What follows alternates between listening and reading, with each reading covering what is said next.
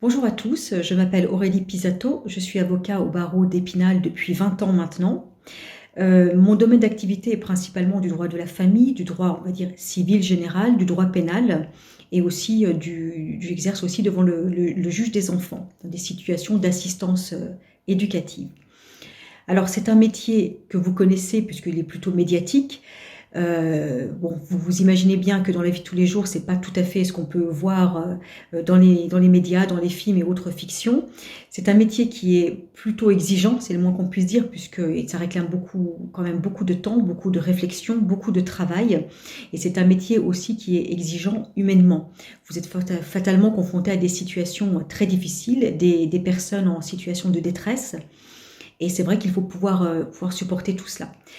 Le métier d'avocat, c'est aussi un métier très diversifié. Dans avocat, en fait, vous avez plein de métiers différents. Moi, j'exerce dans le domaine du droit de la famille, mais vous avez de tout autres domaines, par exemple du droit des affaires, du droit fiscal, du droit européen, du droit administratif.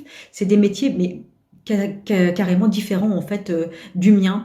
On peut pas tout faire, c'est pas possible parce qu'on peut pas être à peu près bon partout. Donc c'est vrai qu'il y a des affinités et il faut en quelque sorte choisir un petit peu la filière. Ça se fait au fur et à mesure et notamment au cours des études.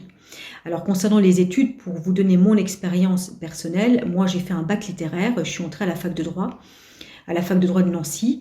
Alors à l'époque c'était maîtrise, je crois que c'est master maintenant, c'est-à-dire bac plus 4. Et donc à partir de là, vous avez un concours pour entrer au centre de formation professionnelle des avocats qui est maintenant à Strasbourg. Et puis ensuite, vous avez toute une période de scolarité avec entre des cours, mais aussi des stages en cabinet d'avocat. Et puis ensuite, vous avez un concours de sortie.